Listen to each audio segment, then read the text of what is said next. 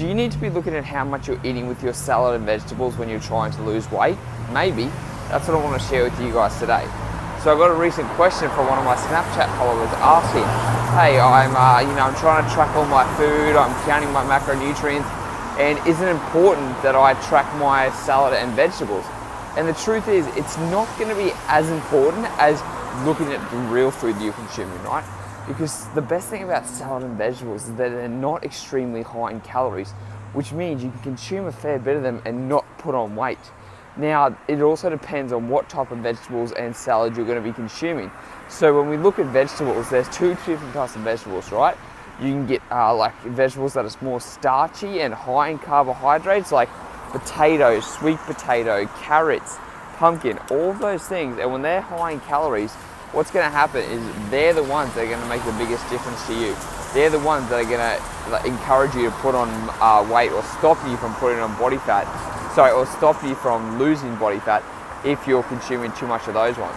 But when you think about like vegetables, like things like broccoli, cauliflower, cucumber, salads and things like that, they're not going to be as detrimental to you because you can't consume a lot of them.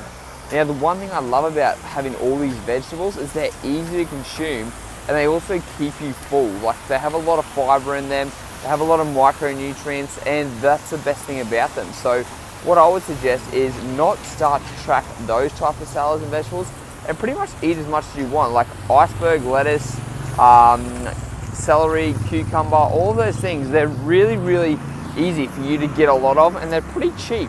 So when you can have more of them and they're helping keeping you fuller for longer during the day, then that's going to be the best thing for you. And then don't start tracking until you don't start seeing results, right? So if you're constantly losing weight every single week and you're not tracking that food, then you don't need to track it. Sorry about that. But if you aren't losing weight and you're struggling with it, then this is the time to look at what type of vegetables you're eating. You could just be eating too many carrots or too much pumpkin or too much potato or sweet potato, because even though they're a vegetable, they're a lot higher in calories because they're starchy. Now, I always suggest too, like if you are stagnant with your weight, it might not be just because of what you're eating from the vegetables. I would look at your whole diet first. Where else could you be slipping up? Or are you putting olive oil or anything like that on the vegetables and salads, because they can add up really, really quickly.